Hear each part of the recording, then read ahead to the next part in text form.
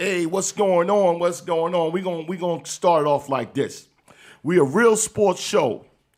We talk to real people who's doing real things in youth sports. This is the NYC Youth Sports Podcast Show. I am your host, Coach Uncle Milt. We got producer Joe. What's up, Joe? What's going on? Listen, man, we got the referees of youth football in New York City. We got referee Reese here, right? And we got referee Justice coming on the Zoom any minute. And we hope we can get a call from Sam, referee Sam, over the phone. It might be a possibility. Ref, you think we're going to get Sam over the phone? Sam has time. Oh, yeah, okay. I hope we can get Sam over the phone. I've been trying to get Sam on the show, talk about the golden years of refereeing and things like that, and I'm hoping we can get him and ask him a couple of questions, but hope not. But we get ready to get it up and doing what we got to do. It's referee Reese here. How you doing, Ref? Hey, I feel really good, Uncle Mel. Thank you for having me. I appreciate you here, and I've been trying to get this show of referees because they are the gatekeepers on keeping the game safe and keeping the game fair and impartial. And no matter how you feel about referees, their job is hard to do it, and we glad to have them in the sport doing it. So tell me how you got, give me a little resume of yourself, how you got into youth sports refereeing. That's a good question. And where you came from and things like that. Okay. Well, first of all, thanks for having me on the podcast show, Mel. I appreciate having you. I appreciate you coming. Yeah, absolutely. So, first of all, I played football in high school, and so I really enjoyed football playing 4 years at Jamaica High School. That's in Queens. Okay. And school on top of the hill. Yeah, school on top of the hill. Oh, you know about that? Okay, yeah. So I really didn't think I would ever be an official at that time, but after graduating and into my let's say early 20s, I started thinking about maybe I could make extra money doing officiating. And I actually got connected with an organization called the AYO. Okay. And at the time, there was a gentleman by the name of Mike Hankins and other gentlemen like Justice Johnson that were running it at the time. And they kind of schooled me, took me under their wing. Not just me, bunch of other guys as well. But they got me involved. That was about 10 years ago. And at that time, I started actually working youth games.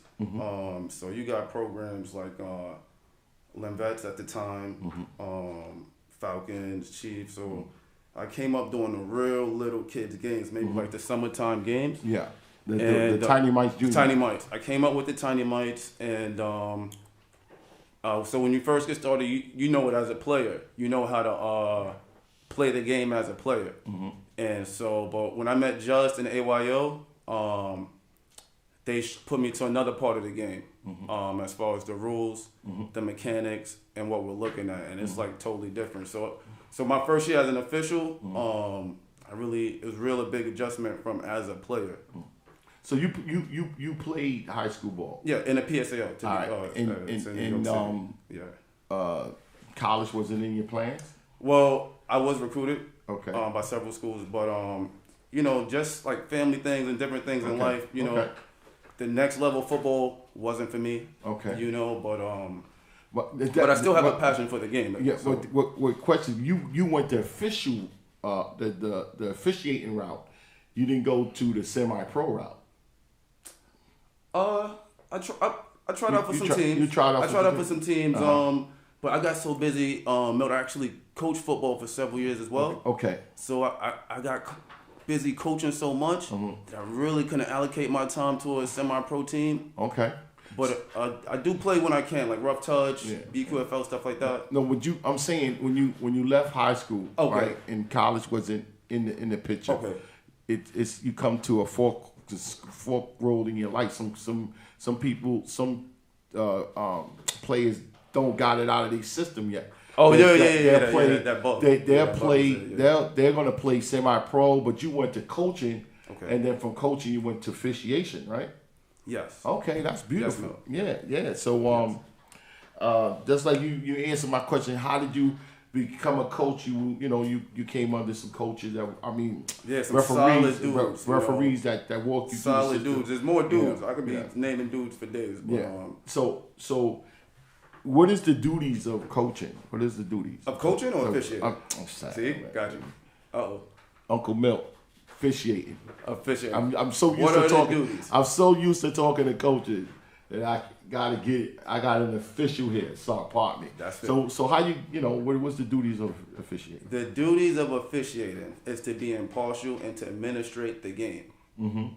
What does administrating the game mean? The game has rules. There's a rule book, and we administrate the rules. We do not make the rules, but we adjudicate fouls when need be, and we keep the game flowing. Very important. Yeah. So how many? Because I know it's leagues. Is a couple of leagues. How many league? Which league you started off with, and which league you at now? I started off with the AYO organization, American Youth Officials, and they supplied several leagues in New York City. Oh, okay. At that time, and still to this day. So they had Empire was out at the time. I worked that league my rookie year. NYCFL. That's New York League. Yeah. NYCFL. That's New York League. And I might be saying it wrong, like the Falcons, Skyhawks. Yeah. It's right? Mr. Garvin and them. Garvin. There was a league, a bunch of leagues. Yeah. Big Apple, which obviously still around. Yeah. So I used to work those games, and for me, it wasn't all about the league. So excuse me if I can't really remember all the leagues, but teams, rifles. It's hard to know what. Some when you get your assignment as an official, that's your assignment. I mean, you're not really. Is the rules different from each? Absolutely not. For the most part, it's high school football rules for youth football. Okay. Now, from league to league, there might be slight variations for, let's say you get the little kids, we're going to put no over the center, things of that nature. But most leagues are pretty consistent with the high school rules. And it makes sense because these kids are going to high school. So... You gotta ideally, I mean, kids, you're getting your kids ready for high school, right, Coach? Yeah. I mean, that's what the youth level's supposed to do. That's the duties of the youth level. Well, getting the kids ready. I would say so. Yeah. But regardless of what I think about that, high school rules is nationally expected to be adjudicated on high school games across the nation. Yeah. So an official from New York City and the AYO Association can go down to Texas, Florida, and work any league because it's universal. I mean, this stuff is more organized than maybe some fans may actually realize. Yeah, I just wanted the people that's part of youth football in New York City to understand the work that the referees do. Because I was a coach and sometimes we. Say things to you guys and that's fair. So good, Milt. No, it's part of it. It's part of it because game. You want to get a passionate game. You want to get an advantage as possible. But bottom line, we're not going to allow it, Milt. But we appreciate you trying. Yeah, it's all right. Yeah, we're not going to have it. But the deal is, when I was coaching, when I was doing it, I always respected the referee. I always respected him. So, I complain in a different way. That's fair. All right. I complain in a different way. So the complaints from referees that referees is getting now because I'm watching the game and stuff, and the complaint that the referees are getting is kind of tough. Some referees are being blamed for games lost, and I'm like, come on. Maybe I can help you out with that. Yeah. We're gonna miss Cole's milk. It's gonna happen. Of course, you're humans. So I don't even get worried about stuff like that because I'm not even trying to do a perfect game. No, because I heard the complaints. Because when you watching a game is different. You see a lot of things on the sideline coaching because you watching the kids. Okay. So, you know, I heard you hear the complaints like the ref took it from us, and I'm looking at coach like, you telling your kids that, you have to prepare. I mean, I haven't seen, and I've been coaching like 5-6 years, even 5.5 years. I think, that I haven't seen a ref blew a game since I've been coaching. I haven't seen a ref blow. Now, ref might blow a call. And they might, because we always think that they blew a call. There's a possibility that referees do blow calls, but they don't have come on, to say that they lost the game off of one blown call. Yeah. And you have 4 quarters and 12 minutes a quarter. And well, it's a hell of a perspective to have, I will say. But I hear you, Mel. I hear you. Yeah, so, it's like that. So, tell me what's your enjoyment about refereeing? Well, that's a very good question.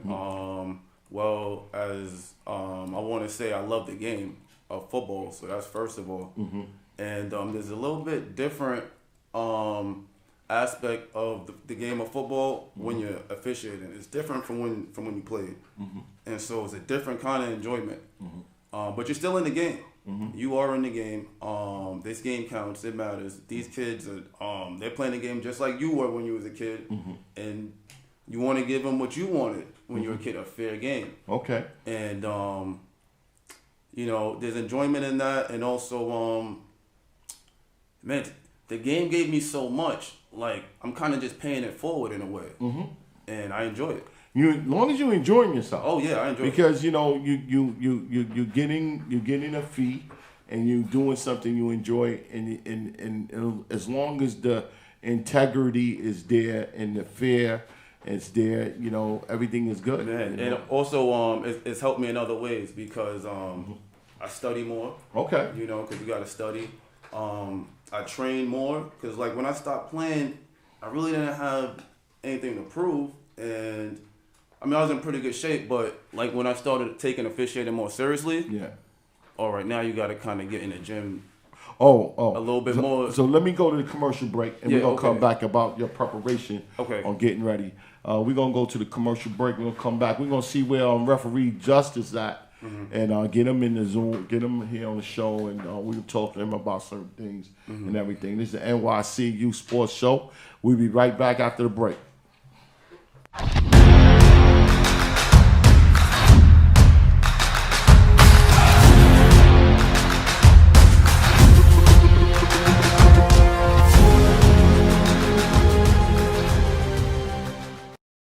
A community fundraiser. Each of us helps one of us. Think of a community hit with an epidemic that created financial devastation, massive unemployment, housing problems, and food shortages. To help the community to weather the tough times ahead, we must pull our resources together and create a cycle of funding. A one-time resource is Help Required.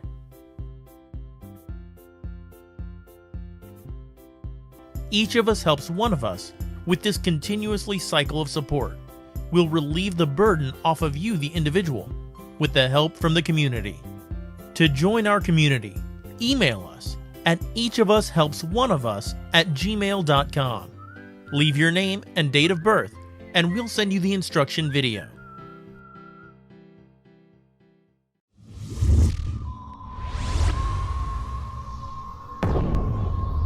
To create a perfect student athlete, must enhance these attributes: mind, body, and soul.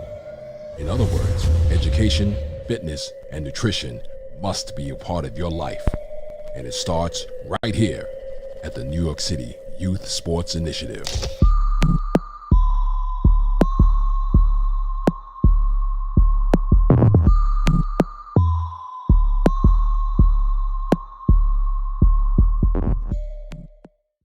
Here's 5 ways to support NYC Youth Sports Podcast Show. 1. Push the subscribe button, like it, and leave a comment. 2. Donation. What you can. It will be appreciated. 3. Promote what you're doing or your kid's achievement in youth sports with our $10 on-the-screen ad spot. $10 per show or $30 a month. 4. Share this podcast show with others on social media. 5. Buy our show's apparel on Amazon.com. Thank you for your participation.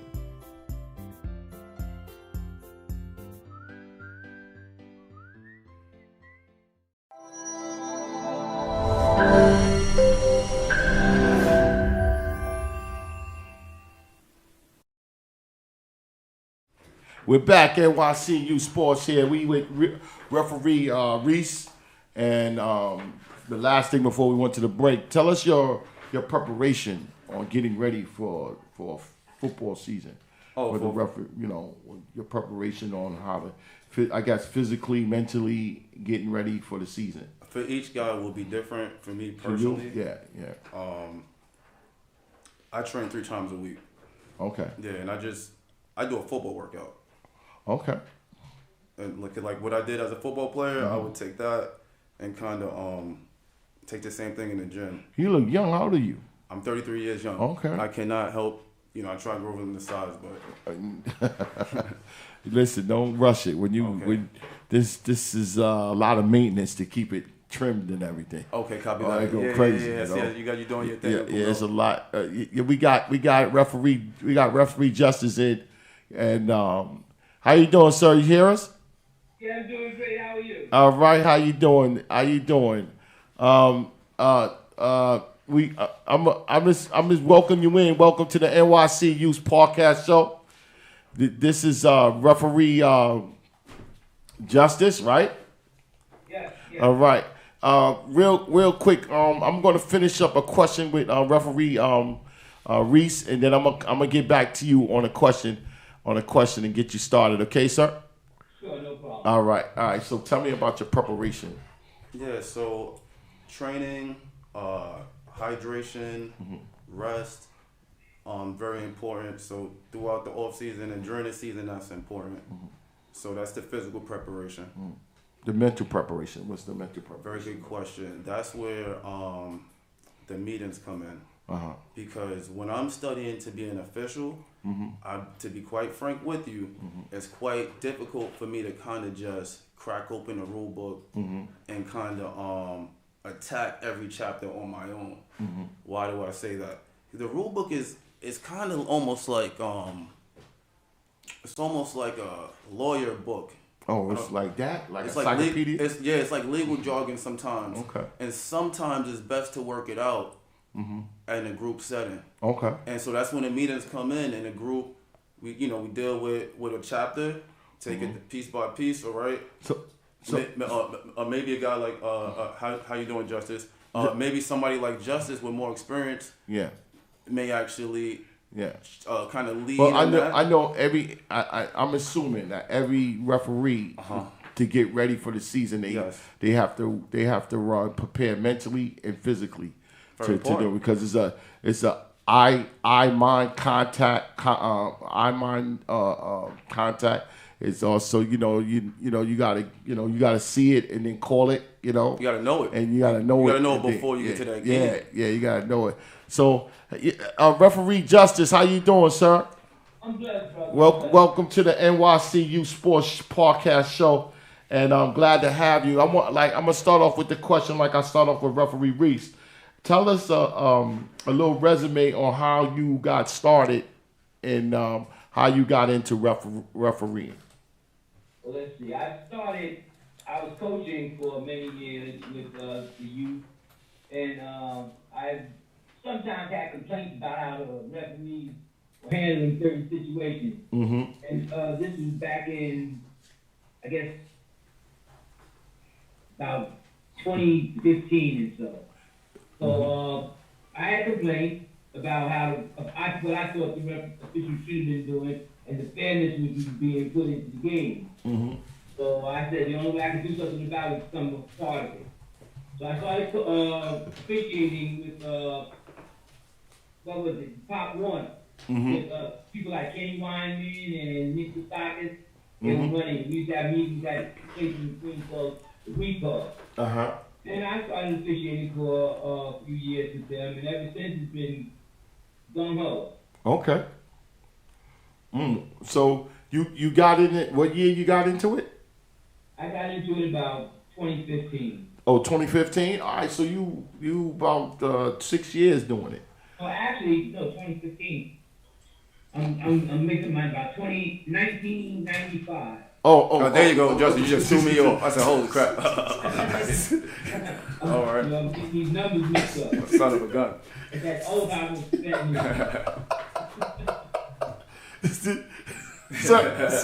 Sir, I know how you feel, brother. I'm calling your guys coaches. he said 2095. He said 2015. 2015. No, you mean 1995? Yeah. Okay. Tomato milk. No, he threw me off. He threw me off. He threw me for a little. I'm like, hold on. So, are you a head referee? What's a head referee? I call them white hats. Okay. Every referee on the field should be able to fulfill any of those positions. Oh. You know, what makes a person what we call a head referee is his knowledge and his game management skills.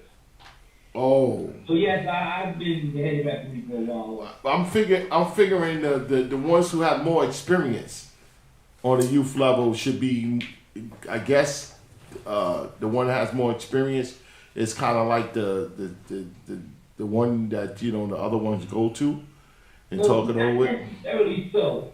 Sometimes, because I also assign officials, so sometimes I might put someone who has more knowledge of the game at umpire position, and someone who has better game management skills, having the ability to talk to coaches and players, in that head referee spot. Okay, all right. So it's you can have good knowledge of the game, but if you don't know how to talk to somebody, then you're right. That's gonna be a problem.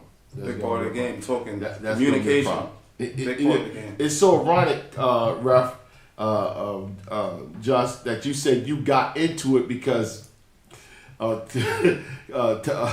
coaches and parents is complaining that didn't go away. No, it didn't. At that time, it was more or less like they were thinking it was unfair due to, I'd have to say, racial situations. It would seem like that most of the officials at that time were white. Oh, okay. Okay. So they would feel we'd always get in a bad shape again. We got to win by 5 touchdowns just to win by 1. Okay. All right. So they felt there was unfairness going on. Whether it was or wasn't is another story. It was that opinion that it was, and the only thing we could do about it is become part of it. Oh, I thought you said, I got into it to stop. That don't stop. I was at a game in Queens, in Jamaica, and I heard a guy say to the coach, to the referees rather, I'm sorry, to referees that you would never ref my game. I'm like, wow. Hey, it's a passionate game, though. Wow. It's a passionate game. I'm like, I mean, if people... They say that often, but if we don't be out there refing the games, then I think it's a thin line. What you should say to referees. Be honest with you. It's a thin line. Well, see, one of the things that we look at is that we're the only ones out there really getting paid. Mm-hmm. So our skin has to be thicker than the coaches. Coaches' only way of voicing their dissatisfaction is with their verbal comments that they blast out from time to time. But let's If we're unhappy with something, we can do something about it. We can throw a flag. So we've got to give those coaches a little leeway. But the thing is that, right? Listen, your guys get a fee, right? Y'all get a fee, right? 100%. 100%, right? So I understand referee justice, what he's saying, but the integrity and the integrity and the honesty of the game is totally on you guys. It shouldn't be questioned by no one. Now we say we complain about missing a call, but saying that to a referee is like overboard. It could be considered because you're saying to them that they're not qualified to do this at all. But to be fair, yeah, that's that coach's opinion. Yeah, and he's entitled to his opinion. Doesn't I know it shouldn't bother you guys, but I'm saying the integrity of it shouldn't. That's unprofessional to say that. Now you're true. You're right with that because it could actually be flags the unsportsmanlike Yeah, conduct. it's unprofessional to say that. For real. There's actually a space in the rule book for Yeah. certain kind of behavior. Yeah. I'll give you an example. It states in the rule book that you're not allowed to incite a riot at a game. So there's a lot of language that can be used that can incite a riot amongst the players, that can incite a riot amongst the parents and the stands. Yeah. And that kind of behavior by rule is not But allowed. if he walked up to you and said that to you, Yes. personally, Yes. then I say that's no problem. But when you say that in the company of people, It could be considered it inciting a could, riot. it could be, and it could be by rule. It's disrespectful. Disrespectful is one thing. It's also that, Yeah. but by rule, that's not allowed. Yeah. You're not allowed by rule to incite a riot. Yeah. And that can be penalized. Yeah. So I'm saying I'm just saying when I heard it, Yeah. I was It didn't make you feel good when you heard that, It right? didn't make me feel good at all. I'm like, come on, if he said that to you, to your face by when nobody's hearing, well, that'd be good. That's different. That's how we feel. Because That's okay. I mean, just like you say, coach, ref, justice, just like you said, that is a thick skin, and you say that, okay, boom, boom, boom, but he shouldn't allow to question your integrity and the fairness of refereeing the game in front of everybody like that. Yeah, so I'll add to that. It's unprofessional. It's Actually, unprofessional. very unprofessional. But I'll add to that if you allow me. Challenging an official's authority, like you said, like in that example, can be considered starting a riot. And once again, it's not allowed. It's unprofessional. It's not allowed by rule as well. Yeah, it's unprofessional. So, I mean, it's a way to complain. It's a way to complain. And it's a way to complain. And if you know the rules, I'm gonna get into 16 unwritten rules of officiating. I got a little game that I'm gonna play with you and Coach Referee Justice, and it's I a just want to question. add something while we're on this subject. It's funny because many of the coaches think they know games better than the officials out there.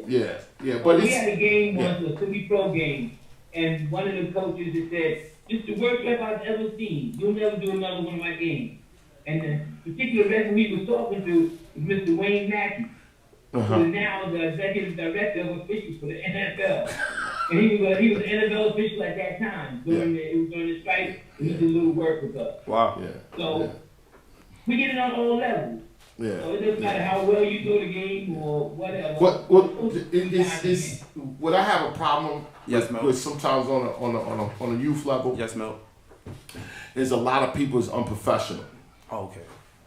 You may not like me, you may not talk to me, you may not have some beer, chicken or whatever, but you a coach, you a president of an organization, you're a president of a league, you a referee, you volunteer on the team or whatever. We should act in a professional manner.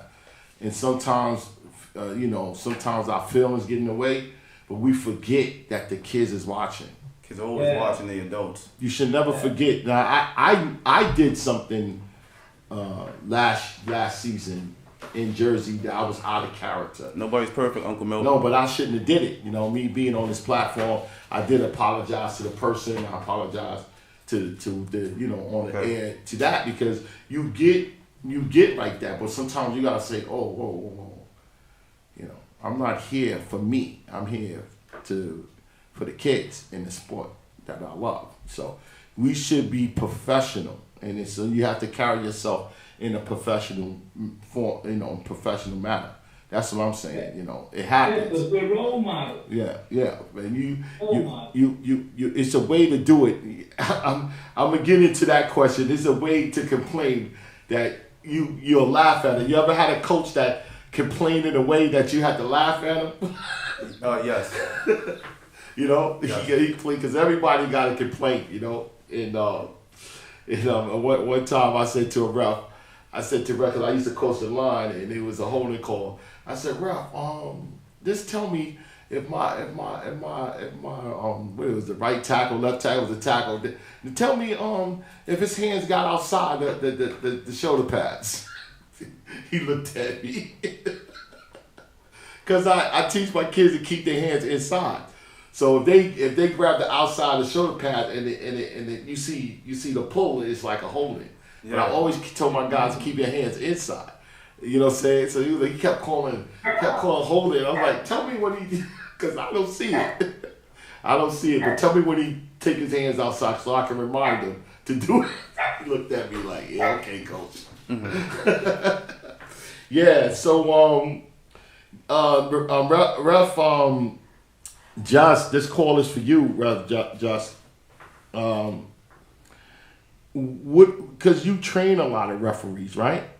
Yeah. All right. So when you bring in someone new, what is the criteria and take me through the rituals that you get him ready to ref a game? Well, the first thing I tell them is that they have to have patience. They have to be approachable. They have to have thick skin. And they have to do this for the love of the game, not for the money. Because you're not going to get rich doing this. Mm-hmm. So once we get past that, then I get them into knowing the rules of the game. Because we're supposed to be the experts on the rules. We can't have the coaches out there know the rules better than we do. Mm-hmm. So we get into the rule book, and while we're doing that, we get some on-field training also. Mm-hmm. Because positioning is everything. You and me can be standing right next to each other, and something happens, and we'll see it two different ways. Mm-hmm. So by positioning yourself properly, you get a better vision of the field, which might aid to you making a call. Mm-hmm. And if you're right on top of the call, you have a better chance of selling it to a coach than making a call from 40, 50 feet away, 50 yards away. So, like, I know when I used to coach, I used to go to clinics. They had a clinic, the main clinic down in Atlantic City every third week in February. We go Glacier Clinic. We go. Is it a kind of training clinic for coaches? Is it something for officials? Absolutely. Officials. Uncle Mel, we got your back every time. I'm making every time. Excuse me, Ref Just, because I make a lot of mistakes, and I'm calling your guys coaches. I meant to call you refs. Excuse me. Yeah, is it kind of like school for that? We have training sessions. Actually, we're in training sessions now. We have training sessions every week. Usually Thursday evening, 7 p.m. Right. Lately, we've been doing them via Zoom calls because we weren't able to meet together physically. So we do have trainings. We go over rules. We go over incidents that might have happened at prior games. Discuss how they were handled, how they should have been handled, and discuss certain best practices. Mm-hmm. So yes, we do have meetings. I know I was talking to you about a tournament we wanted to do in November, and you explained to me about the levels of some it has three referees and some need 4. Can you explain to me what you explained to me on the phone on how many referees should be in a particular game? I would say the minimum amount of officials that should be in a game is 3. Mm-hmm. And we use one as a referee and 2 side officials. Mm-hmm. The reason why I say that is because the field is split up into thirds with the hash mark. And each one could become responsible for one third of the field, which would be their line of sight, which they become responsible for. Mm-hmm. Now, we say 3 men up to the age of 12, and this is because of the speed of the game and the technique that the players will have. Once they start getting to be 14, now they become more skilled and become faster, so we think that you should have at least 4 officials, which makes coverage a lot better. They start getting those little holes in the middle that they learn as they go along, which the wing officials might not be able to pick up. And they start running downfield a lot faster, which the wing officials might not be able to keep up with that also, and see what's happening on the line play. But we have the umpire still there to watch that line play, make sure that the lineman isn't going downfield, making sure we can see the downfield, and watch those receptions and that pass interference downfield. Pass game, yep. Mm-hmm. Okay. All that they get, that pass game's gonna open up. All right, I got a little part of the show, a little question. Then I'm gonna do it after the break. We're gonna go on a break real quick, and I'm gonna explain the rules to you guys, and then we're gonna come back and we're gonna play this little game. It's like 16 questions, and It's Like something like questions? it's something like the game what you call Make a Million, Lifeline and all that. I got something like that coming up. I got something like that. I'm gonna give you. All right. All right, let's go to the break. We'll be right back after the break. I can dial a friend, right? Huh? I can dial a friend if I Yeah, you could. I don't know. You might have to call in a lifeline. I don't know. NYC Youth Sports Podcast. We'll be right back after the break.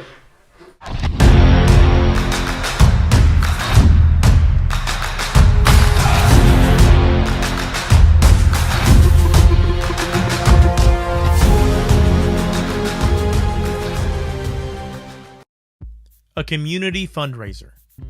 Each of us helps one of us. Think of a community hit with an epidemic that created financial devastation, massive unemployment, housing problems, and food shortages.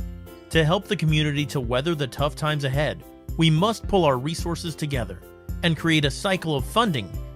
A one-time resource is help required.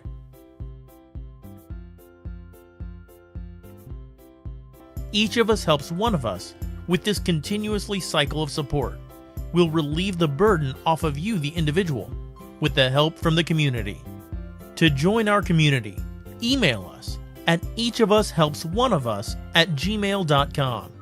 Leave your name and date of birth, and we'll send you the instruction video.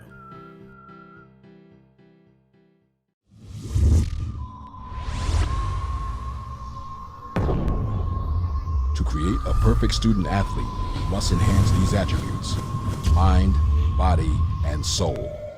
In other words, education, fitness, and nutrition must be a part of your life. And it starts right here at the New York City Youth Sports Initiative.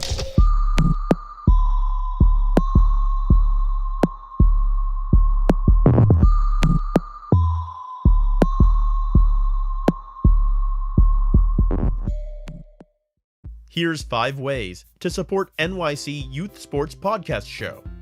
1. Push the subscribe button, like it, and leave a comment. 2. Donation. What you can. It will be appreciated. 3. Promote what you're doing or your kid's achievement in youth sports with our $10 on-the-screen ad spot. $10 per show or $30 a month. 4. Share this podcast show with others on social media. 5. Buy our show's apparel on Amazon.com. Thank you for your participation.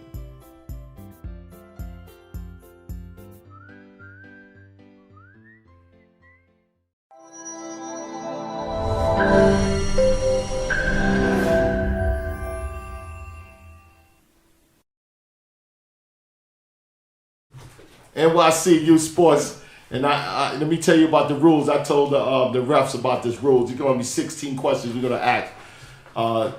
They only allowed to 2 questions. They don't allow to say nothing. They say pass. They can answer. They can elaborate on any question, or they can answer it true or false. All right. So it's the unwritten rule in officiating. The first one, number 1, when you think you saw something, you don't. You do. When you think you saw something, and you don't. I don't understand the question, man. All right. If you think you saw something that you didn't see, You didn't see it. Okay. Has that ever happened to you?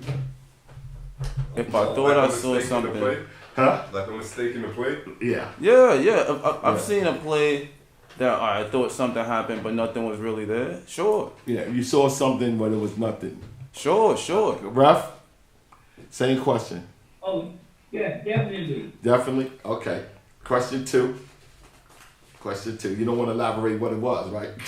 Well, it happened more than once. Yeah, okay. I thought I saw a face mask one time. Yeah. But it actually wasn't a face mask. It wasn't, okay. It was the inside collar of the shirt that was actually being put.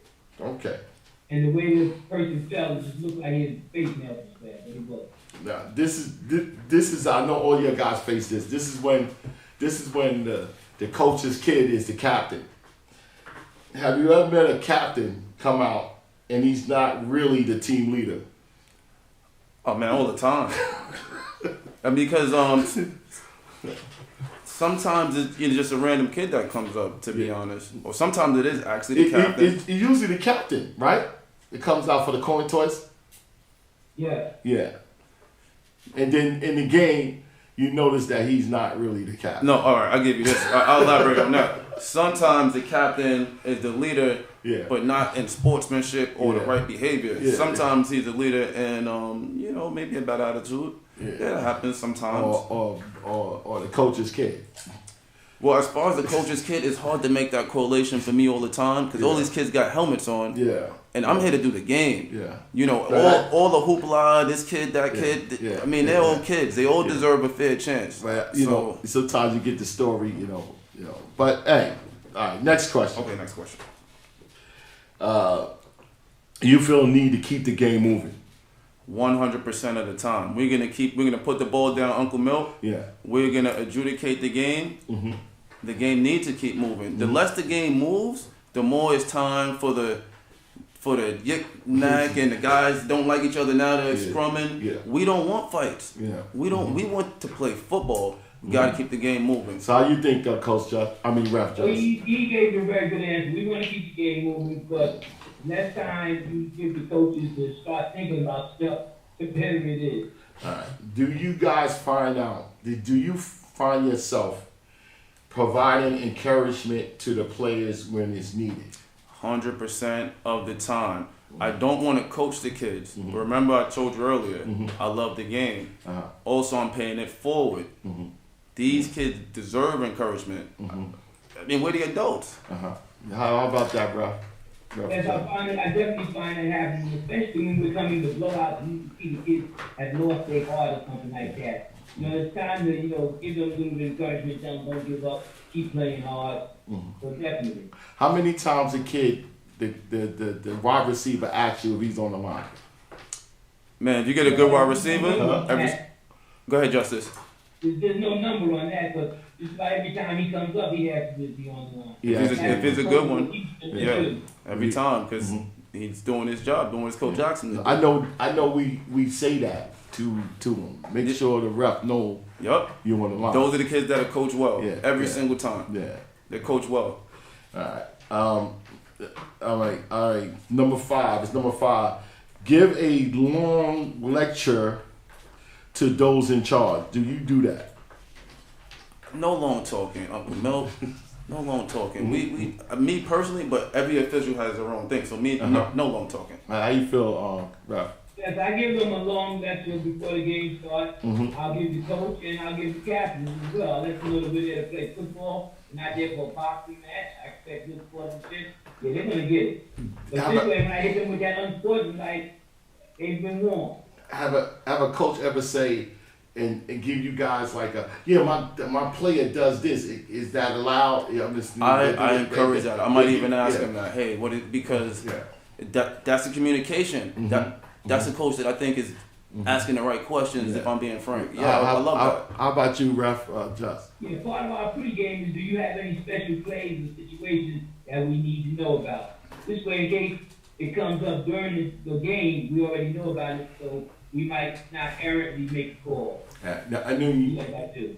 So I know you guys like in the heat of calling and calling penalties and everything. Do you give the benefit of doubt to those who've earned respect? I give the benefit of doubt to those who earn respect. I suppose that could happen, but I would need a scenario. All right. Let's say, he come, good morning, Ralph, and you see them, you hear them coaching and they instructing the kids the right way of doing things to prevent penalties. You see them teaching to prevent penalties, not just coaching the game. If you do a penalty, you see them kid come off the field, you might be on the sideline, you telling the kid, he's gonna call that because you gotta get, you gotta do this. Yeah, you ever see that, honestly, that particular, I would appreciate that, coach. I would think, this guy's doing a great job. Mm-hmm. But that wouldn't have a bearing on let's say there was a play that his player did and it sprung a play. Mm-hmm. Man, we're gonna call that. Yeah. So that's not gonna give him any advantage in that way. Yeah. But I will really appreciate him because these kids need great coaches. I had great coaches. Yeah. I love to see that. Yeah. How about you, Coach Ref I Joe? would sometimes give them the benefit of the doubt. Instead of making them stay on that sideline, I might let them come out 3 or 4 steps to talk to their kids. Yeah. Okay. Number six. Wow, I'm just gonna say this. This is probably yes. Do you guys, when you talk to coach, you look them in the eye? Yes, coach. Yeah, Ref. You look coaches in the eye when you talk to them. Normally. But Okay. if I think it's going to be a confrontational situation, sometimes it's better to stand side by side with them. So you're not two boxers staring each other down. You don't want to get into that situation with them. 8. When in doubt, do what's expected. Like when in doubt, what do you do when you're in doubt? When I'm in doubt, what do I do? Yeah, what do you do? I look to my teammates. If I don't have any positive knowledge, I look to my teammates. Hey guys, what do you got? Other referees. And then I take what they have, and I make the best reasonable decision.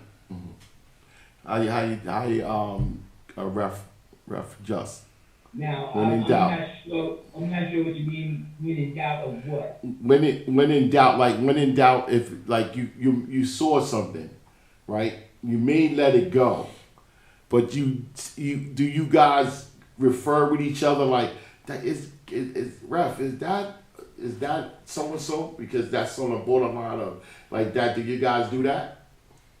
We do, but when in doubt, I don't. When in doubt, I have no call. You have no call. Yeah. But When in let's doubt, say it is a call. Let's say it is a call, but let's say you may not know it's a call, but you know But you know what something's you're wrong. seeing. It's seeing something's That- wrong. yeah. Do you guys confer with each other and say, wait a minute, ref, I'm seeing that it could be, a hole right here. Is it? What is the, like that? You go, Justice, We do please. that with each other, and now we do it even more because we use videos for our communication. Okay. Oh, y'all got radios? Wow. Okay. Yes, ma'am. Okay. I ask, what you see? He said, well, I think I did this. Or I think it's this here. Yeah. Or I'm not sure what the yardage of the penalty is. He might say, he didn't really grab the man, he just put his hands on him. Okay. So we'll help him say, all right, it's going to be a 5-yard face mask, like 16 yard face mask. Okay. So, yes, we do that.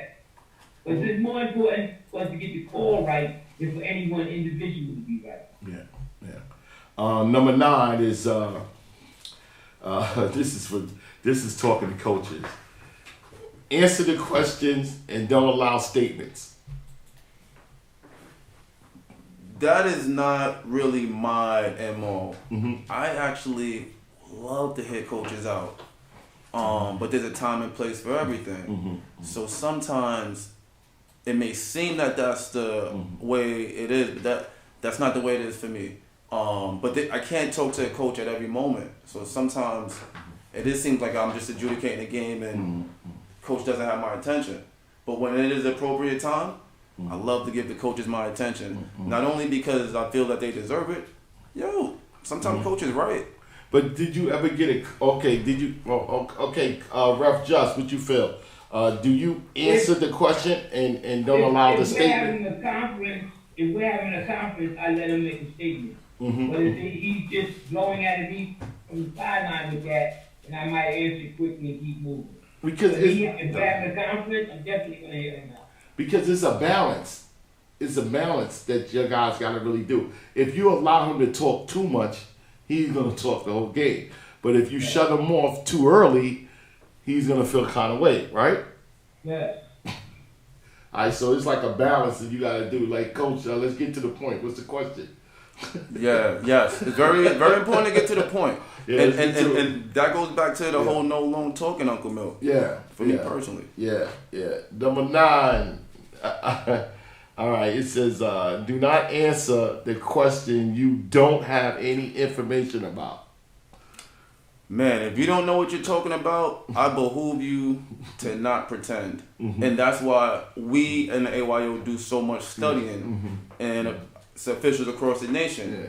You got to know what you're doing when you're getting paid out there. Because that's this is like a complaint being on the sideline. yo, he don't even know the rule book, and he said this, and this, and like, you know, and then, you know, and what since Coach Ref Justice. What we tell officials is that if you have something that you don't know, tell the coach, I'll be happy to get that for you at the first chance. Mm-hmm. Like, rather than telling them wrong, because some of these coaches know the rules pretty well. Mm-hmm. Yeah. I'd rather not name the ones, but they're all separate. They're all separate. I know. I probably know the names, but you can't we'll do that at the break. You can't put it out here, you know. But 11, get the game going after a mistake or an injection. 100%. If it, you know, after the mistake or Injection. the ejection rather. Yeah. Okay, let's get on with the football game. Let's adjudicate the game. That's what we're here to do. Ref Just? This is when we say we want to keep that game moving. The less time you let lapse between something like that, the better. Okay. Number 12. Crew talk should lean towards officiating with angles or experience. Like, let me elaborate on that. Like, let's say it was a call, like a call. Yes. And this is why I said maybe that you got to explain to head ref. The head ref he may had an angle. Do y'all talk to each other? Like 100%. Like you know, I got the angle on that, and I didn't see that. We're coached up to the primary official. Yeah. 9 times out of 10 is gonna have the best view. Uh-huh. But sometimes there's a cross area. Yeah. Where there's a primary official, but there's like a guy who has a better angle. Yeah. You guys need to talk. But do the experienced referee concur with you? Because you had the angle. Let's say he saw something, you could walk to him and say, "Nah, ref, I had the angle. It wasn't that."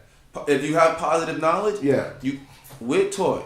Mm-hmm. If you have positive knowledge, tell that gentleman, save the crew, because rather than save our egos, let's get the call right. Yeah. But you gotta have positive knowledge. If you're not sure, please keep it to yourself. If you're not sure, yeah. You know. But if you're sure, give him the positive knowledge. Let's get the call right. Yeah. What Ref Josh, what do you think? Yes, I agree with that, and we tell our refs that just because you're the senior official doesn't mean you can't listen to a younger official coming on, especially if the thing that happens is in his field of vision or his area of responsibility. All right. 13 is be 100% sure if making the unexpected call. Yes. If you have a call on anything, expected or unexpected, any call can be unexpected, theoretically. You better be sure that we're not coached to make any call that we're not sure about. If it's iffy, you got nothing. If you can't explain what you've seen, what are we talking about? Let's put the ball down. All right? Put the flag away. Ref Just? Yes, you're going to need to be sure, because half the time the coach is going to be hollering, what's the number? What's the number?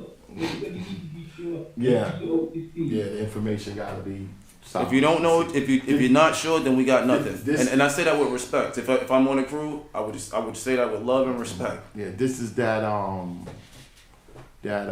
eye-mind coordination, eye, mind, and mouth. You know, I think, then say. You know, and that's rapid time. That's something that's got to be worked on too. That's why we train. And so to be specific with that training, our mechanics, where do you stand, what you're looking at, and then your philosophy. Yeah. What's going to happen with this formation? They can only run trap. They can only run lead here. Okay, this is 4 wide receivers. Yeah. So now you anticipate. Yeah. So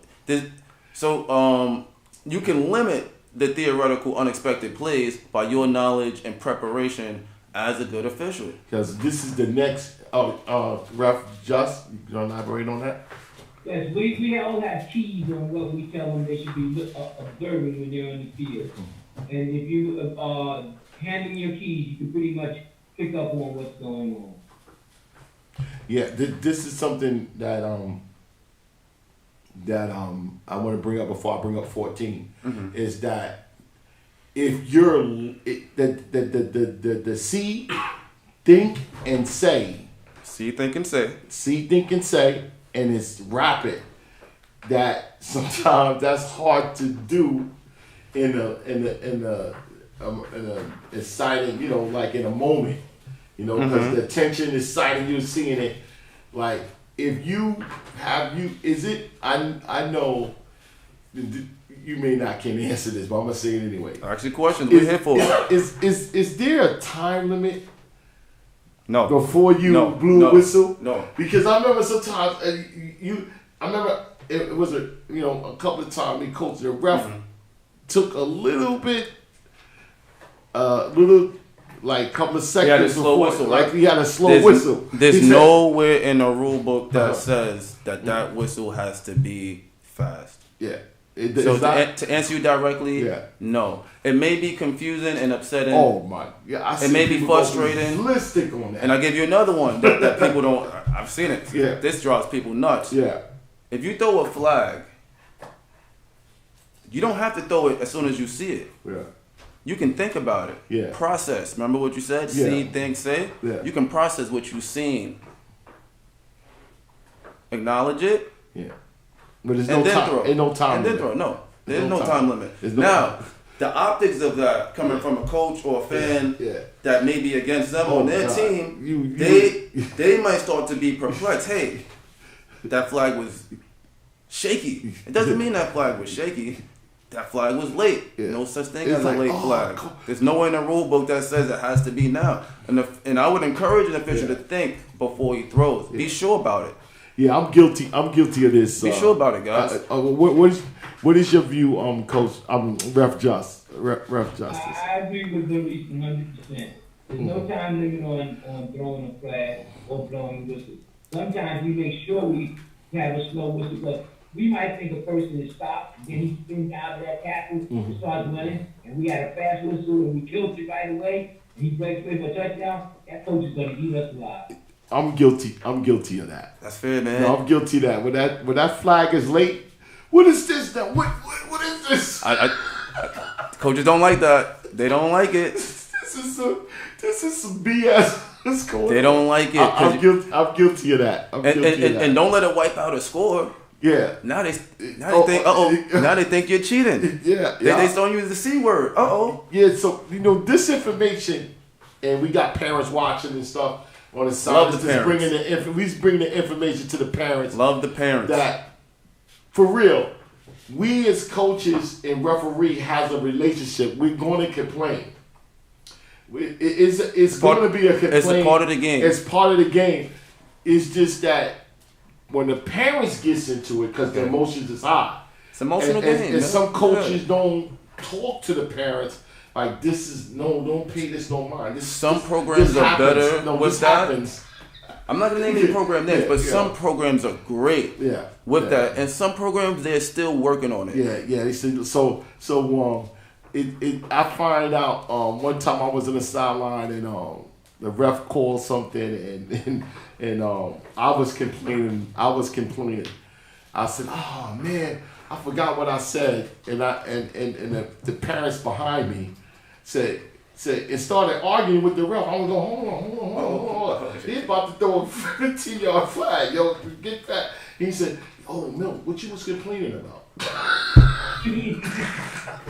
Wait, the parent said that to you? Son of a gun. If you got your back. He just got... Milt, were you inciting a riot? No. It probably was one of them late flags. Like, oh, come on, what is this BS, man? That. And one of my parents had my back. And he didn't know what I was complaining about. Then I realized, like, yo, calm down. Yo, you want to get this 15? Get back across the line. Uncle Milt, I believe you, first of all. And I also want to share, I have heard some of the darndest things. Call from Coach Harry. Yeah. On the football field. Yeah. I've heard the darndest things. Just want to say that. Harry, call the podcast. Ah man, let me. Harry, call the podcast line. Harry. That's what I did. 718-873-2017. Yeah, that's what I called. What's happening? It's not going through? It's not going through? I'm sorry, guys. I got No, you call. Harry, this is my cell phone. Call the 718-873-2017. Okay, I just did. So what do I do once the operator come on? What number do you want me to press? One. All right, copy. I'm going to. He pressed 3. I don't know. He must have pressed 3. Yeah. This is All right. that's Coach Harry. Yeah, you guys know Coach Harry from the Panthers. From the Panthers. And Coach Harry. Coach Harry from the Panthers, Brooklyn Panthers. Yeah, Brooklyn Panthers. Maybe by face. I know. Right here. So he's supposed Championship program. Yeah, he supposed to call in. Let me get because I got 2 more questions before we take the phone call. Oh, 3 more questions. 14. We almost home. Coach, what's up? Hey, good evening, everybody. You know, It's Coach Harry. Try to reach out. I'm glad you got these refs on tonight. I just it's one call that I would like for you guys to explain to me the situation. It's a 12U game. The kid caught a screen pass on the right side of the field. He's running upside the sideline. Somebody on the left side of the offensive line pushed a kid in the back. Mind you, the play is way upfield. The kid is about to score. Oh, blocking the back hole. Does that count as a push in the back? So what was it? Was a flag on the play? Yeah, they called 2 flags back. They called 2 touchdowns back. We did the play. It was a wide receiver came from the left side to the right side. It was a motion play. He threw the ball to the kid. The kid is running up the field. So, on the left side of Can I the field, answer that one for you, Uncle? Hold on, Coach. Referee Justice. He's gonna answer that call for you. That question. I was not the one concerned out. Hold on, Coach. Referee Justice talking. Listening. Go ahead. Our number 1 concern when we're out on the field is the safety of the people involved. Now, even though that might have been on the total opposite side of the field, it's a call called hitting a defenseless player, which is a penalty, which you will be penalized from the spot of that foul. The kid could have ran for a touchdown. It's going to be brought back. Because that person who hit that person that had nothing to do with the play on the other side of the play could have caused injury to that child. And that's our number 1 concern, the fairness of the game. Hold on, Coach. I want to ask a question to Ref Just. So to explain that, he said the penalty was on the other side of the field, right? Correct. With a lineman. That's what you're saying, right? The kid's about to score. We was at the 40-yard line on our 40. We do a screen pass to the wide receiver. The kid is almost scoring. So it was the ref threw the flag like 10 yards off the line of scrimmage. But where did supposed penalty happen at? Where did it happen? On the other side of the field? Like I said, he was at our 40. The kid is running up the field about to score. The penalty happened at the 50. Okay. Like I'm saying, this kid is not going to catch this kid. He's about to score. But there was a penalty on the other side of the field. That's what you're saying. That's what we're called, right? So, Coach.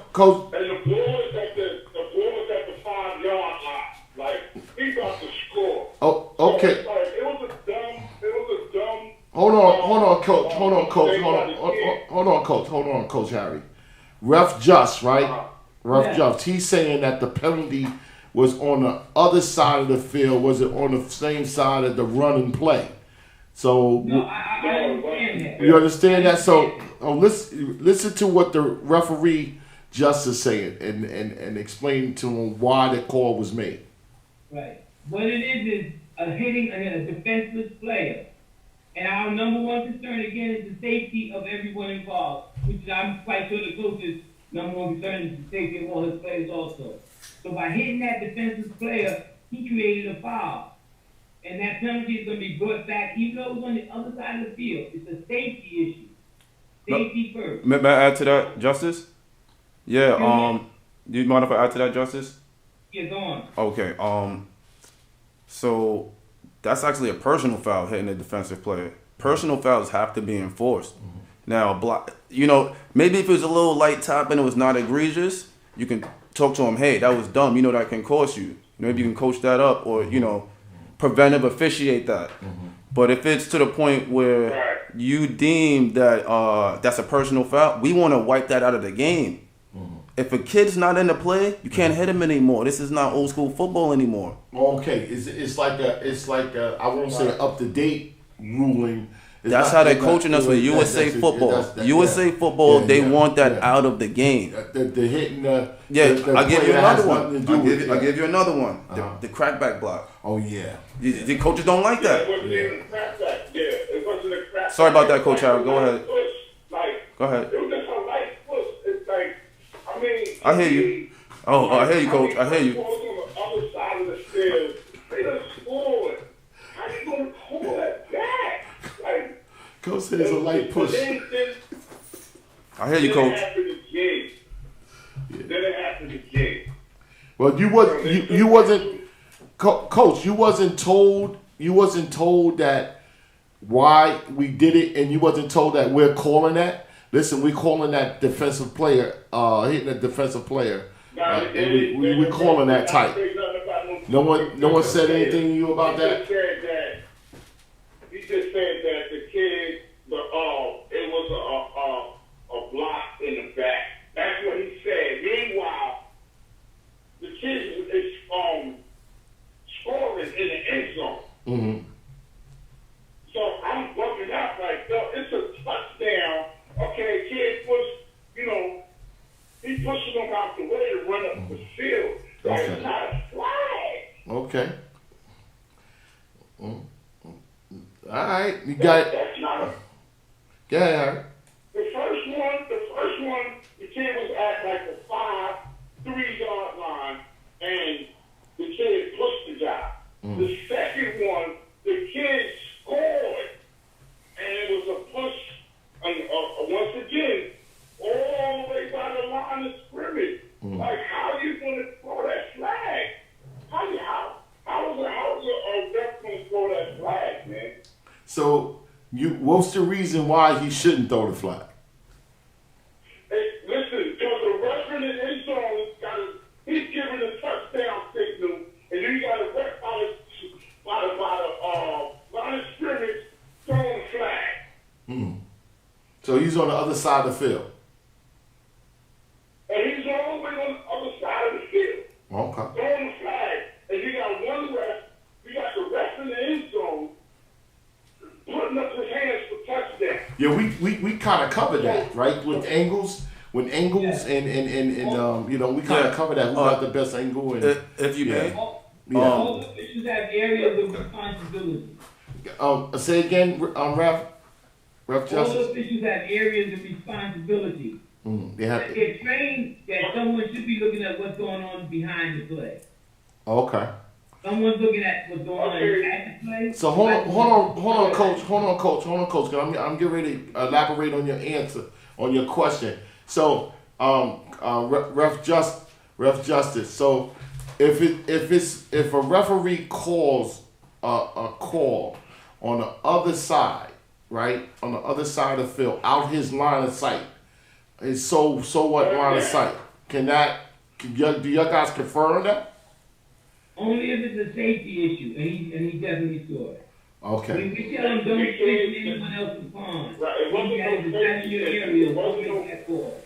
But what he sounds like he's saying is that it was in the referee's area that block was thrown and that flag was thrown. All right. So, Coach, what what we dressed on tonight is all the scenarios of refereeing, and why I think That's a perfect scenario. I you think got one ref throwing a touchdown, Yeah. and you got the ref by the line of scrimmage throwing a flag. yeah, but we How does that flag overrule the touchdown?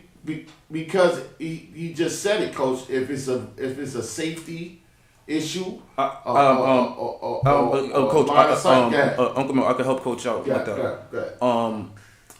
I can't adjudicate the level of the hit, but I'll take your word for it, Coach Harry, for the sake of the call. Right, it wasn't egregious where the kid. I'm taking your word for it. I'm gonna take your word for it, Coach Harry. To get him out the way, All right. run up the field. It's a touchdown. All right. The representative don't call the touchdown, and then one of the linemen push the kid out the way to run up field and go celebrate, and the rest do a flag. This is a typical conversation. Okay. This your guys are used to. This is a typical coach and rep conversation. Can he answer the question, Coach? If I get a word in edgewise, please, Coach Harry. Can he answer the question, Coach? Yeah. So I'll take your scenario, Coach. I'll give you the light push. I remember I wasn't there, so I'll take what you seen. Let's take that scenario. Okay. The light push that was there. I wasn't the calling official, but if that calling official whose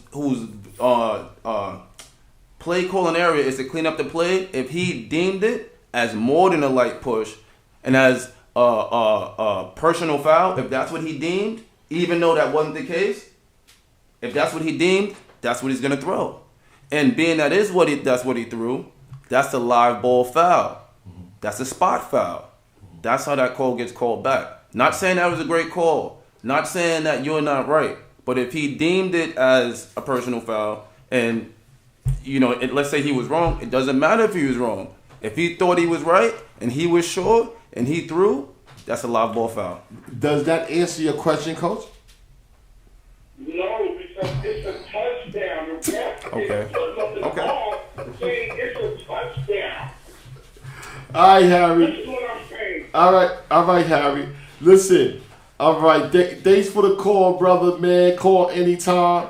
And I enjoyed this little call from you, but Shut me down. we- Shut we- me we- down, bro. we- I'm not satisfied with the situation because this is going to happen. Let's hear him out, Uncle Mel. Let's hear him out. time issue here. Okay. This is a typical coach in referee conversation right here. This is real. This ain't no interactive or anything. We on the podcast show now. We on the podcast show now, boys. Harry is bad. They celebrated. Clearly running and moved one of the defenders out the way to go celebrate by the line of scrimmage. That's what I'm saying. If it's going to be a penalty, the score should count, and we get a penalty on the kickoff. Coach Harry, number 9. Do we answer questions or statements? Was your question answered? No, it's not. No, it's not. I mean, No, it's not. the deal is this. I'll add one more thing, if I can. Go ahead. There's two kind of fouls in a football game. Listen, Coach. Listen. By rule, there's two kind of fouls. You have a dead ball foul, and you have a live ball foul. A dead ball foul would be after the play, after a snap. When I say after a play, or prior to a snap, those are the dead ball fouls. Okay, they're adjudicated a very particular way, right? A live ball foul is during the snap. Snap can be about 7 seconds at averages. If you have a foul, whether the foul is one that was a great foul, It's like 4-star. It's like a 4-star. no, 4-star is dead ball. Is dead ball. What's the other one that you got a free play? What is it called? Encroachment. They're allowed to play, Yeah, and you have a choice to and take it or not. And the pros encroachment. Off the board after the ref say it's a touchdown. Okay, and coach, then, you kind of penalty was committed after the touchdown. All right, how you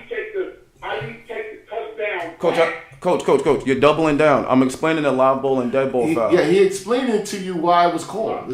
I'm building something here. Right. So a dead ball foul is one thing. A live ball foul is adjudicated another way. But I think you were referring to like an encroachment where a guy gets a free play. Yeah. That's not allowed in high school. It's not allowed. Okay, that's a pro thing. So it will be a dead ball. Yes. Anyway. Okay, yes. So false start, all that. That's dead. Okay.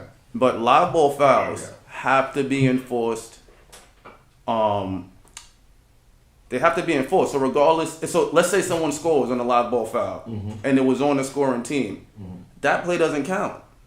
Harry, do you understand? Excuse me, that score does not count. I'm listening. Do you understand what he's saying? No, I don't, but I'm listening. Okay, so let me try one more time. Okay. I understand he's talking about, he said it's a dead ball, it's a dead ball foul. So the kid scores. A kid gets pushed out the way because he's running up the field to celebrate with his teammates. How does the points come off the field when you got one that's standing in the end zone saying touchdown? The way they explained it tonight, Coach, is that they have different areas, and then if it's something they see, they talk about it, or they respect the vision of their fellow referee. That's it. It's a system. It's a system they got. It may. What the deal is this? It may not fit. It may not fit in your reality. You don't like the call, Coach. I get it, Coach. We get it. You don't like the call. You don't like it. But it's a call. We understand you. It's a call. It's the call is irrelevant in their reality. A call is irrelevant. I gotta go, Harry, man. I gotta go. But thank you, Coach. Yeah. Thanks, Coach. Thanks. Call anytime, man. All right. Right. I'm also looking on that thing you talked about. It was unsuccessful. It's like everybody is like hush with their weekly activities. Yeah, I'm gonna get into that at the end. I'm gonna get into that. Let me finish up with these refs, and I'm gonna get it to you at the end. All right. Yo, thank y'all. All right, man. Thanks. Anyway. Thanks, Harry. And for the record, Coach Harry never got thrown out of a game. I argue whatever, but I never got thrown out. How them 8U's doing in Flower City, man? What's going on with them? What's their record? We already talking nationals. We're looking at Airbnbs right now. What's their record? We need 3-0. We need to play Wolves because it's like teams think they Wolves until they run up against us. And they found out that they fucking. Who you playing this week? We're playing Ogden. They're making a big thing out of it. We don't box. Where's Ogden at? New York, upstate?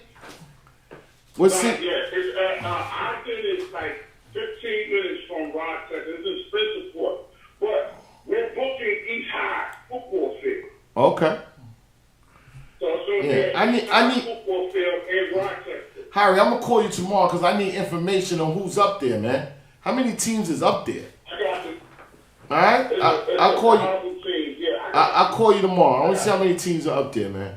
All right, that's a hush hush. So I don't know why, but hey, All right, man. Thanks, Harry, for calling in, man. All right. Thanks again, Coach. All right. Thanks.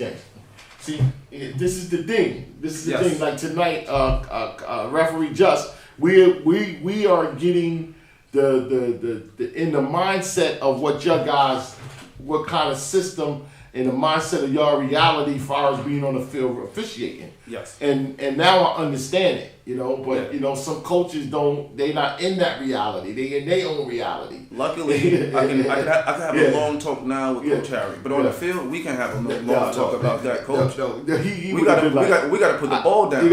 You see what I mean?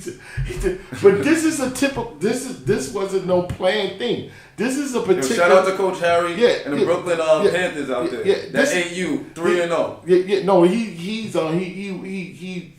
was with the Panthers, but he's upstate in Rochester. Oh, it's the Flower City or the Flower City Panthers up there. Yo, he's helping the community up there. Yeah, he got an 8U team, coaching Harry, an 8U team up there in Rochester, New York, and things like that. So this is just to give you the mindset. What happened wasn't even planned.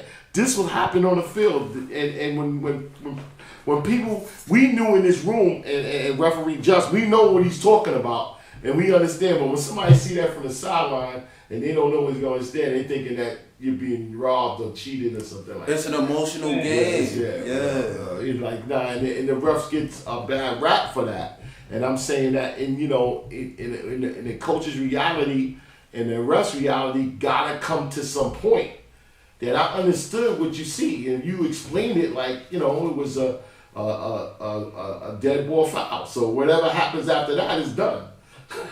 And the next thing is that if you're the coach on the other side whose player got hit, you're gonna have a whole different issue. Yeah, he's got a different perspective about that call. That other coach with a no call, he's got something to say.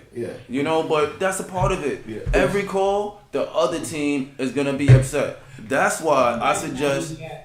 Thank you, Justice. That's why I suggest, and it's actually taught. Keep the integrity of the game. Protect the game. Don't. There's no makeup calls. You screwed up. Good. Now move on. Move on. Yeah. And no makeup call. And sometimes I felt like that was one of the questions in a way. Well, I got 3 more. But it's what it is, man. And you got to understand, your guys are human beings too. So you're not perfect. So the deal is that right there should have been explained, and the coach is not going to let it go because it was a scoring call. He's not going to let it go. He's going to have to. We're going to put the ball down. But when you said it was a foul and it was a dead ball foul, so whatever happened after that don't matter. No, actually, I may have misspoke. That's a live ball foul. Live ball, which wipes that play. Wipes the score off the board because we're going to have to enforce that live ball foul by rule. Yeah, of course. I mean, it was a flag. So 14, getting back to these, I got three more. We had 14. Okay, 14 is like we said, like something like this happened. Shout out to Coach. Shout out to him. Do you assert yourself or disrupt the game rhythm if it is not necessary? Absolutely not. That means I want to share something with you. Keeping this going. No, okay. When I wake up to do a game or I'm in a preparation off season, I know for a fact no one goes to that football game to see me, the official. So I'm out the way. That's my mentality. I'm out the way. If nobody notices I'm there, that is good. We Ref Just, how you feel about that call? That's the whole thing. We don't want to assert ourselves in the game. We don't want to play into the outcome of the game. We want the players to win or lose the game on their own ability. So we do our best not to insert ourselves into the game. But like Harry said, the best game is that they shouldn't even know that you're there. Okay, beautiful. This is a do or don't do. Let the players help you make a call. Pass. I mean, don't do. No, I'm not passing that. No. Well, listen. I'm not gonna say players can't be right, and I'm not gonna say I'm not gonna hear players out. I will. Yeah. But if I don't have positive knowledge, I can't call it because 53 seen it and I didn't. Yeah. Okay. I gotta be sure, man. Yeah. Like ref, listen, man. And I might have missed it. For 53 is holding me, man. I can't get up my gap, man, because he's just holding me. I need you to look at that. I want to hear him out, and I want to look for it in the future, but I don't want to throw it now because he just said, okay, he pulled my face mask. But if I didn't see it, he did pull it maybe. Or let's say, yes, he did pull it. But we missed it. I can't call it because you seen it. We applaud the children or the players telling us that rather than trying to take action into their own hands. All right, and we don't want to miss it. We want to get it the next time. This next question, I think, is the most important question out of all the 16. When the game is obvious, these are blowout games. Like the game is obvious, done.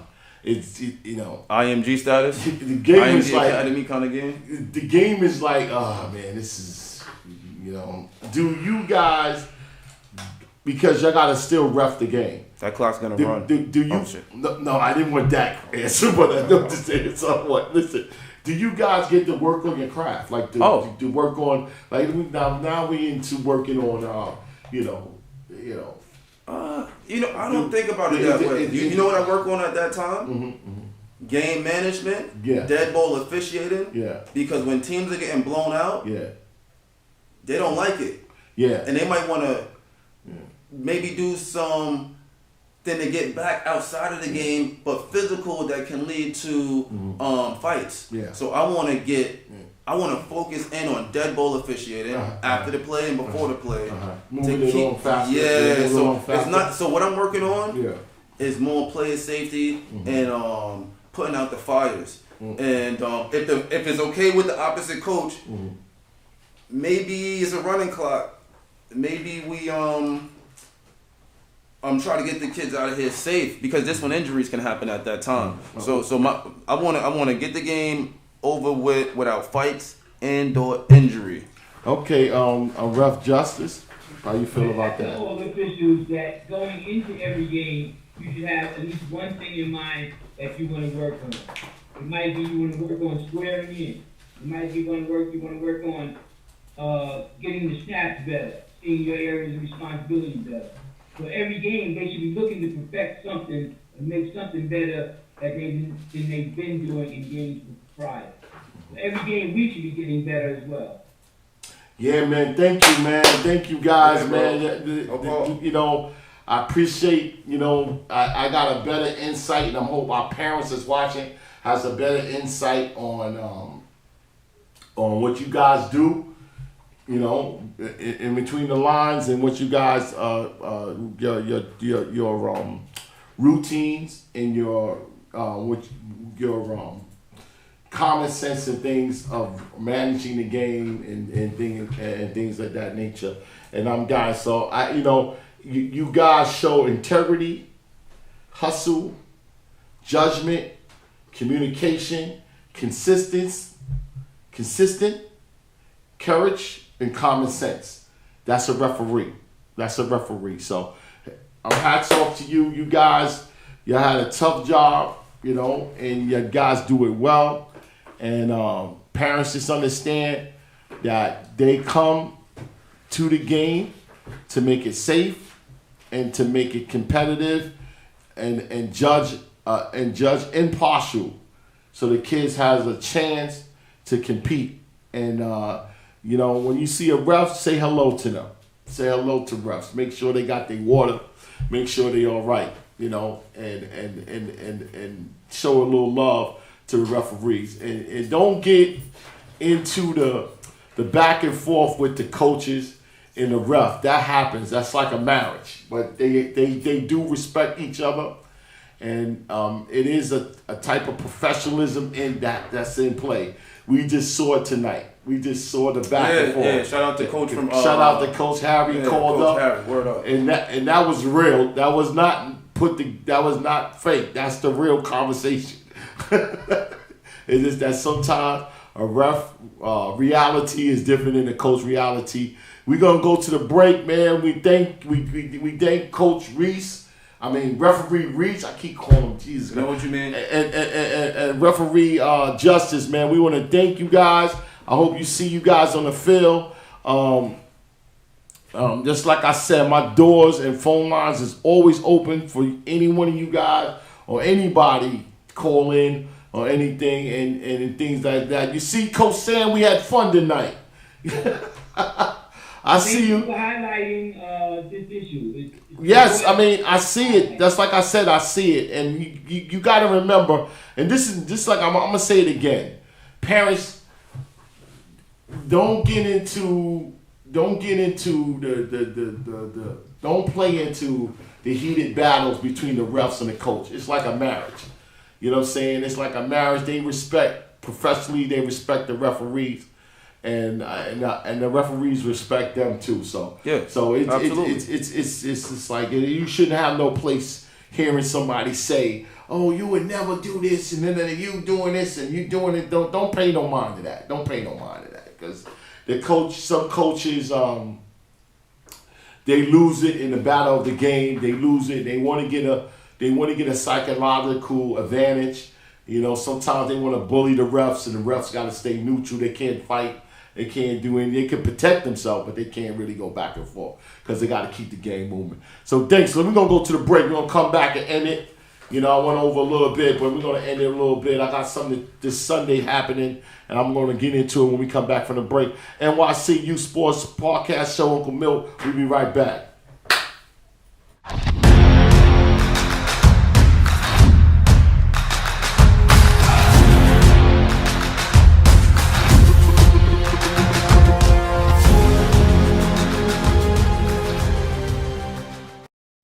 A community fundraiser. Each of us helps one of us. Think of a community hit with an epidemic that created financial devastation, massive unemployment, housing problems, and food shortages.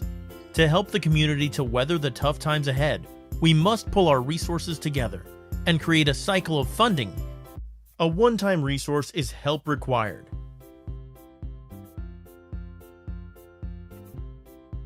Each of us helps one of us with this continuously cycle of support. We'll relieve the burden off of you, the individual, with the help from the community. To join our community, email us at eachofushelpsoneofus@gmail.com. Leave your name and date of birth, and we'll send you the instruction video.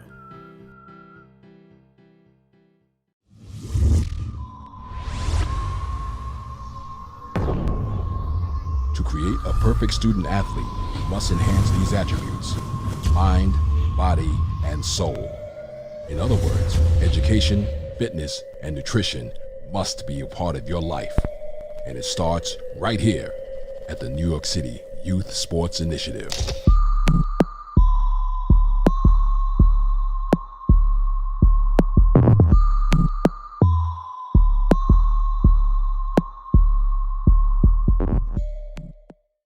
Here's 5 ways to support NYC Youth Sports Podcast Show. 1. Push the subscribe button, like it, and leave a comment. 2. Donation. What you can. It will be appreciated. 3. Promote what you're doing or your kid's achievement in youth sports with our $10 on-the-screen ad spot. $10 per show or $30 a month. 4. Share this podcast show with others on social media. 5. Buy our show's apparel on Amazon.com. Thank you for your participation.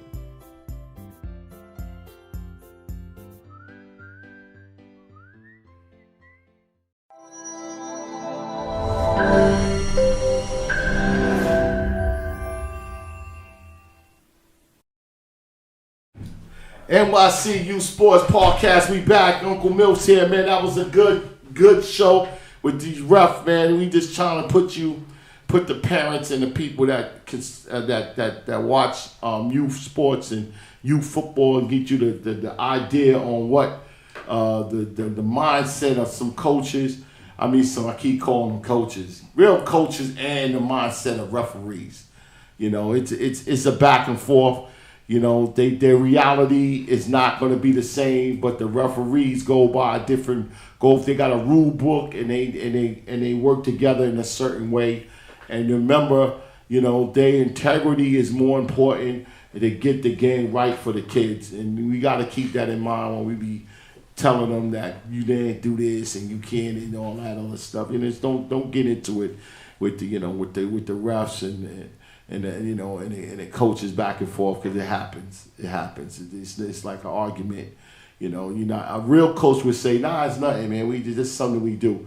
But you got some coaches out there that keeps it going. Like they start blaming them for games and we lost because that referee. Come on now, stop that, coach. Stop. You don't lose game off of one call. Come on. You know, the game was close and it came down to one call because the game was close. That's it. Anything can happen. Yeah, I want to get into it. we doing something. So I put a post on Facebook, and we doing something live, and it's very dear to me. And we trying to bring light on a question that I asked on Facebook. Is New York City, state, county youth football, is it watered down? Is it watered down? Is it too many leagues? Is it too many organizations? Is it too many coaches starting one team and not in the second year, not starting with the younger kids and they follow their team out? Is it coaching?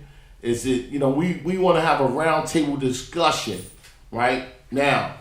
I put the invite out. Some people know that I text them. Some people know that I personally call them, right? We got four they movers and shakers in youth football. 4 answered the call. I'm not going to say the name, right? I'm waiting for the others. Then they know who they are because I've been texting you and calling you. Y'all know who y'all are. You can say no to Uncle Milk, but trying to ignore it's not professional. It's not professional. I think a rich millionaire told me one time, when someone don't answer your phone, that means they don't want to do business with you. But I think that's unprofessional not to say no. You can say no, I don't want to attend, but not answering the phone and not calling Uncle Mill back, that's just unprofessional. And this is a serious topic. This is a serious topic because I saw a couple of games this week or last week, and I've been seeing, a couple of games during the spring season and even in the summer. And it's an imbalance. It's an imbalance that is going on in youth football, and it's something that we got to address as a whole, because everybody is affected from this game. If you coach, if you have president of an organization, are you a president of a league that puts games together? Are you referees and your team moms and the people that come and watch the game? They deserve a quality game. They deserve a quality game. So we're not pointing any fingers. I'm not even going to be pretty much talking. I'm allow the people to come together and let them talk amongst each other. We're just going to have some questions that I'm going to put out on Friday, and the questions is going to be certain that it's going to be addressed. And there's going to be some questions that's going to be addressed. But it's Sunday here in our studio, not in this particular room. It's going to be in our conference room. And it's going to be a tape show. It's not going to be a live show. So it's going to be a tape show that we put together, and we're going to put it out in the public. So, we have four prominent guests coming, confirmed, coming. Those guys, those other people that's not answering their phone, that's not answering their text, that's not answering the messenger, I don't know what to tell you. You know why I'm calling. You can say no. You can say no. Just say, nah, Uncle Mill, I don't want to attend. So I can make that known. Because those who don't show up, I'm gonna make that known anyway. So, you might as well tell me no if you're not going to come. Or yes, I'm going to come. Or, I got to, it's Sunday in studio, right? In studio at 6 o'clock Sunday in our conference room. It's like I said, we got 4 people answering. They movers and shakers in youth football. They the movers and shakers. I need the other ones. I don't want to leave nobody out. I don't want to leave nobody out so they be feeling some kind of way that we left you out. I want to get everybody in. So I'm waiting for another 3. Another 3 I've been calling. One of them answered the text and said who this is. I said, you know who this is, man. You know who this is, man. just say no, man. That's all. Keep it moving. I keep it moving. But you know, I try not to take it personal. You know, but this is what you go through when I'm in front of this mic. This is what I sign up for. When I get in front of this mic, you're gonna have lonely days. You're gonna be on the field by yourself, in the bleachers by yourself. Nobody talks to you. That's cool. I'm good with it because I love what I'm doing. And the thing is this: you're doing something right. You're doing something right if some of the people don't talk to you. It's people that I know, they know me, they don't even talk to me. I said, that's fine. That's cool. That's cool. I get love for people who don't know me. You know, Uncle Mill, you're doing a good show, man. You're doing a good job. I get love from that, and I'm good. I'm good. But this is the price you pay being in front of this mic. You know, a lot of people may not like you. I said you may love me today and you may hate me tomorrow because I'm independent. I'm not controlled by nobody. I have no agendas. I don't coach. I'm not a president of an organization. I'm not part of a league. I speak. It has to happen first before I speak, and I'm about integrity. I feel like I'm a referee. I'm a referee. Referees nobody talk to after the game. You know, they complain. You know, they complain when you call them with a scoop. They complain. Well, man, what are you saying that for? I think it's news. What is it, true or not? You know, it has to happen before I have to talk about it. It's the platform, not true. Yo, we be back next week. We got a nice show coming up with a dance group.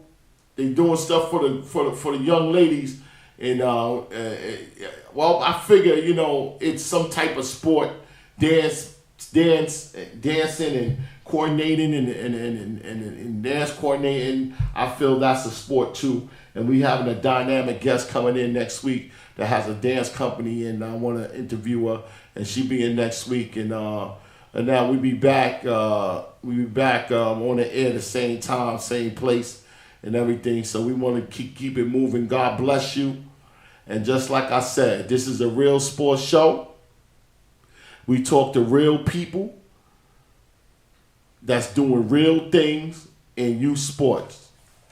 And remember, I got that NY for NY.